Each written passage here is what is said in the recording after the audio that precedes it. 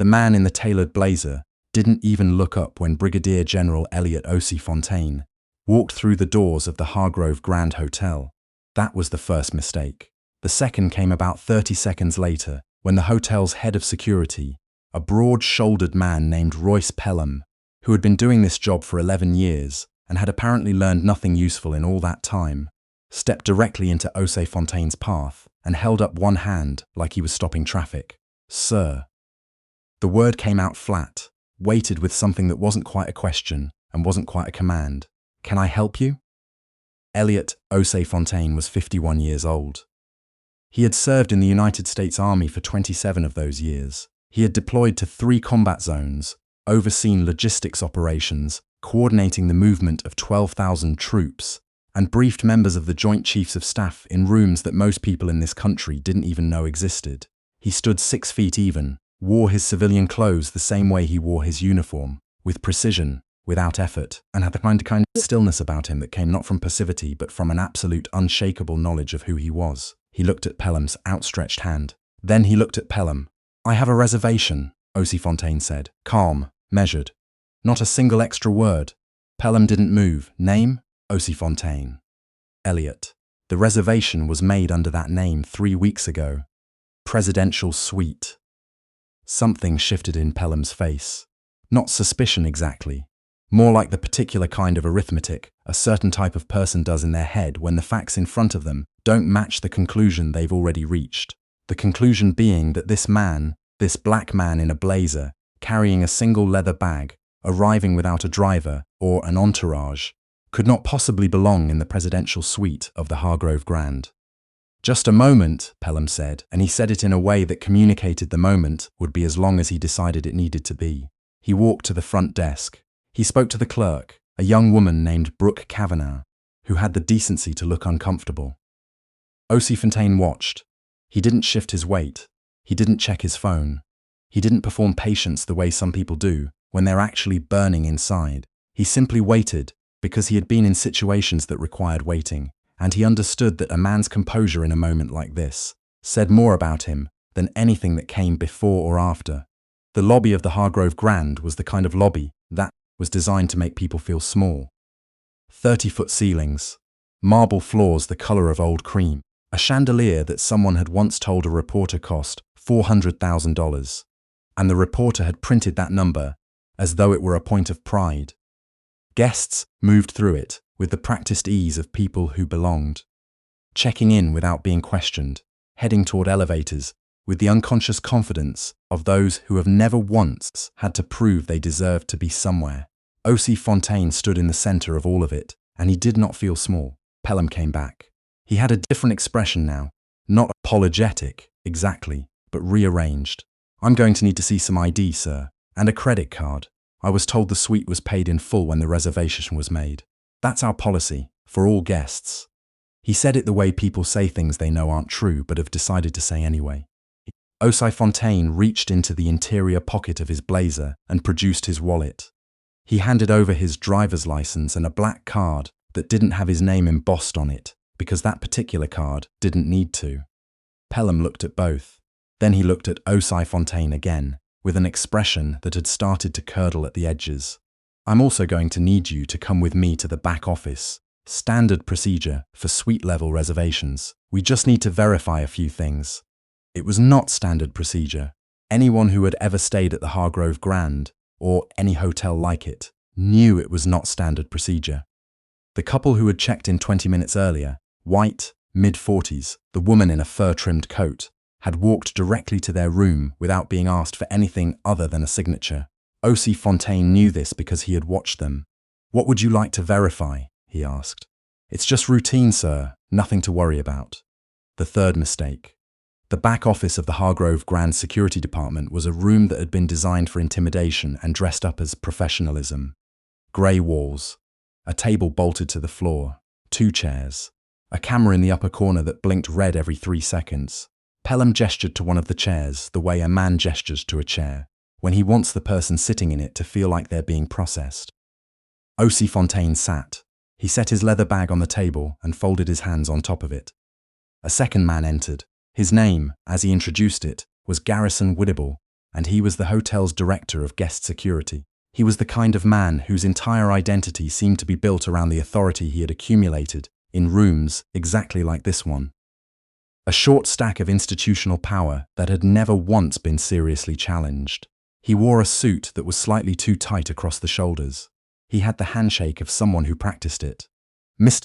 Ozzy Fontaine, Wibble said, pronouncing the name carefully in the way people pronounce names they find difficult and want credit for attempting. We appreciate your patience. We've had some issues with reservation fraud recently, particularly at the suite level, and we just want to make sure everything is in order. My reservation is in order, Ozzy Fontaine said. I made it myself 3 weeks ago through your hotel's direct booking system. I received a confirmation email with a reference number. Would you like me to pull it up? That won't be necessary. We just have a few standard questions. Wibble sat across from him and produced a notepad. An actual notepad. Like this was 1987. Can you tell me the nature of your stay? Business or personal? I don't believe I'm required to answer that. Wibble's expression tightened at the corners. It's just for our records, sir. I've stayed at this hotel twice before. Neither time was I asked the nature of my stay. A pause. Wibble wrote something on the notepad. And what is your current occupation? Ozzy Fontaine looked at him for a long moment, not with anger, not with the kind of simmering, barely contained fury that Wibble might have been expecting, that might have justified whatever he was building toward here. He looked at Wibble with something closer to assessment, the look of a man who is deciding not whether to respond but how much to offer. I'm currently on leave, he said. And your previous occupation? I don't see how that's relevant to checking into a hotel room I've already paid for. Pelham, who had been standing near the door with his arms crossed, uncrossed them. Sir, we're just trying to establish. You're trying to establish something, Ozzy Fontaine said. I agree with that much. The room went quiet in a particular way, the kind of quiet that happens when something true has been said that no one in the room is prepared to address directly. Wibble cleared his throat. Mr. Ozzy Fontaine, I want to be transparent with you. We received a report earlier today suggesting that a reservation in our system may have been made fraudulently. The name on that reservation matches yours. We're simply following protocol in investigating. Who reported it? I'm not at liberty to say. What was the nature of the alleged fraud? I'm not at liberty to. Then I'd like to make a phone call, Ozzy Fontaine said. He reached for his cell phone with the unhurried deliberateness of a man who has made this particular kind of phone call before. And I'd like to suggest that before I do, you consider very carefully whether this conversation is going the direction you want it to go. Wibble looked at Pelham. Pelham looked at the floor. Neither of them said, go ahead. They did what people do when they've committed to something and begun to sense, too late, that it might be the wrong commitment entirely. Ozzy Fontaine dialed. The person who answered on the third ring was Colonel Denise Abershaw, Army Public Affairs, Pentagon.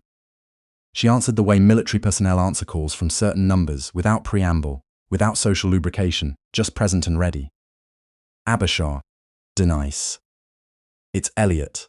I'm in a situation that I'd rather not be in, and I'd like your help making a call. There was a brief pause. Not confusion, recognition. Colonel Abershaw had known Brigadier General Elliot Ozzy Fontaine for 14 years. She knew what a situation was when he described it as one. Give me 30 seconds. Wibble had gone very still. Pelham had taken a half step away from the door, as though he were reconsidering his position in the room on a fundamental level. Ozzy Fontaine placed the phone on the table between them, screen up. He had not put it on speaker, and yet somehow the silence of the room made it feel as though everyone could hear the sound of a call being transferred through institutional channels. The kind of channels that don't exist in the org charts of places like the Hargrove Grand, but exist very thoroughly in the structures that make the world move. The callback came in 4 minutes. The number on the display began with a Pentagon exchange. Anyone who had worked in or around military affairs, or who had, say, spent 11 years doing hotel security in a city with a significant defense contractor presence, would have recognized it. Pelham recognized it. The color of his face changed. Ozzy Fontaine put it on speaker. The voice on the other end belonged to a man named Major General Frederick Oakes, Deputy Director of Army Personnel, who opened with 3 sentences that rearranged the atmosphere of the room entirely. I understand there's a question about the identity of Brigadier General Elliot Ozzy Fontaine. I'm going to need the name of whoever is present. and I'm going to need it right now. Wibble introduced himself. His voice had lost about 40% of its volume. Pelham said his name like a man reading it off a headstone. Major General Oakes's response was calm and thorough and lasted approximately 2 minutes. It covered Ossie Fontaine's rank, his service record in broad strokes, the legal exposure involved in detaining a senior military officer without cause, and the particular interest that the Army's Judge Advocate General Office took in cases involving discrimination against service members, active or retired, in public accommodations.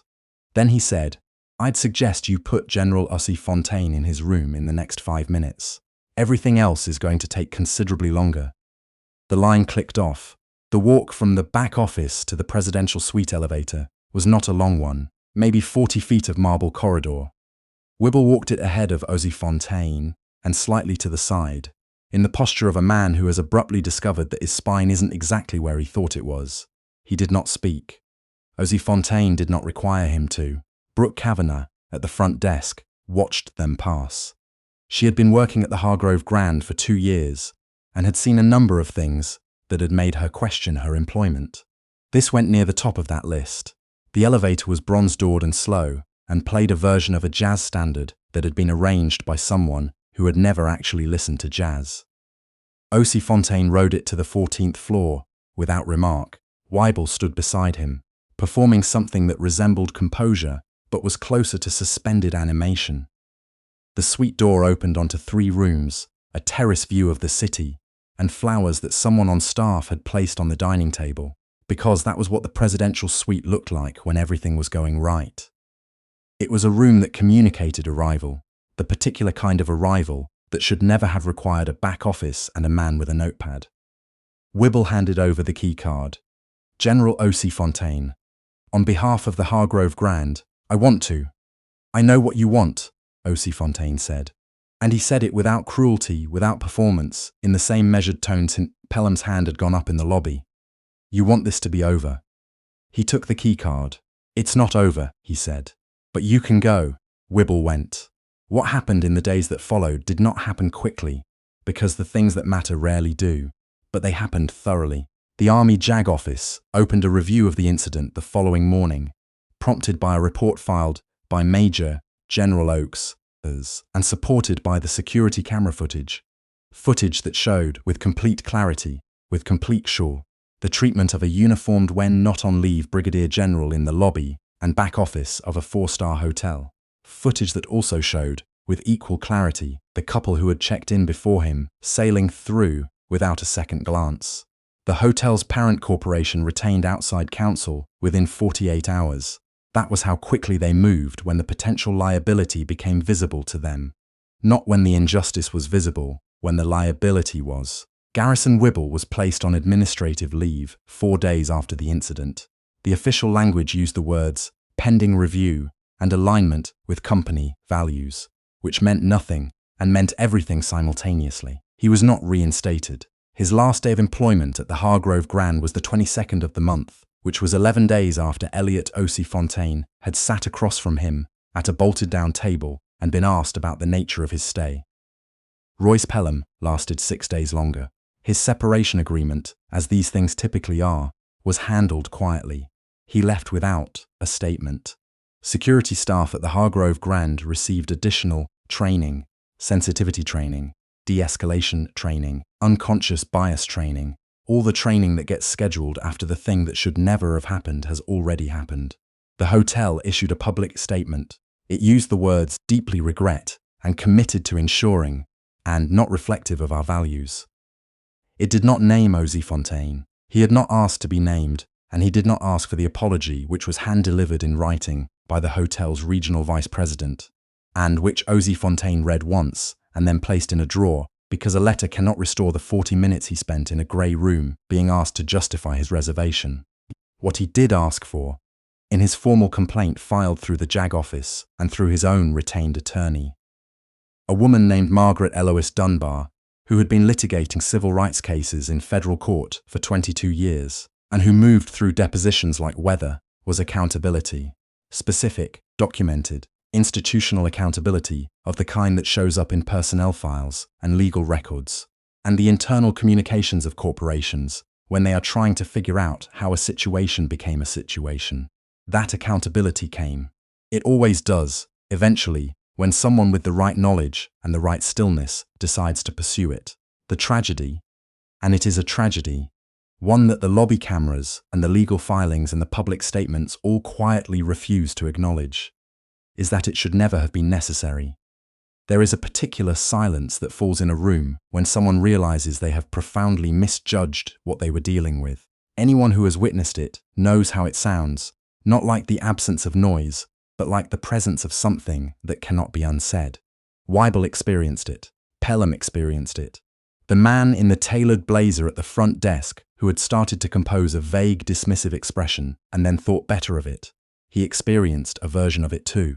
Elliot O.C. Fontaine had experienced it from the other side of the table for 51 years, in forms that ranged from minor to significant to the kind that leaves marks. He had been underestimated in classrooms, in training facilities, in briefing rooms, in promotions boards, in the particular social territories where black men in America are perpetually invited to prove they belong before they are allowed to simply be. He had proven himself, consistently and without drama, because that was who he was.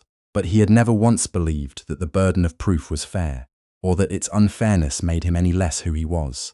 He stood at the terrace of the presidential suite that first evening and looked out at the city below.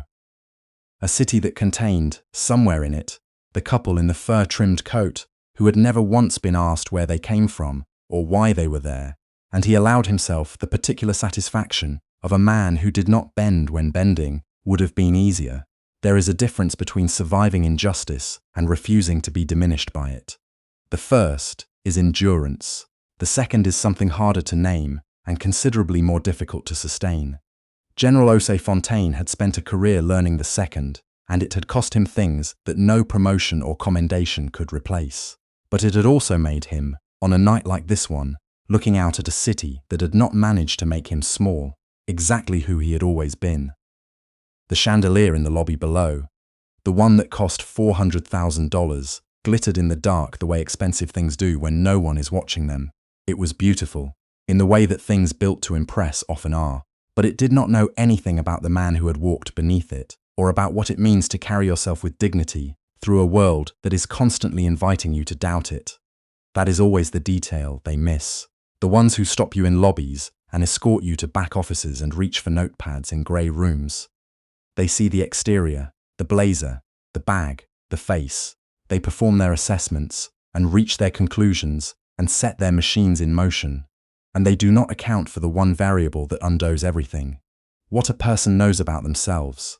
General Elliot O.C. Fontaine closed the terrace door and let the city go quiet behind the glass. He had dinner to attend in the morning. The reason for the stay, the meeting of veterans advocacy leaders that had brought him to this particular city, to this particular hotel, in the service of people who deserved better than what most of them received. He had work to do, which was the thing he had always had.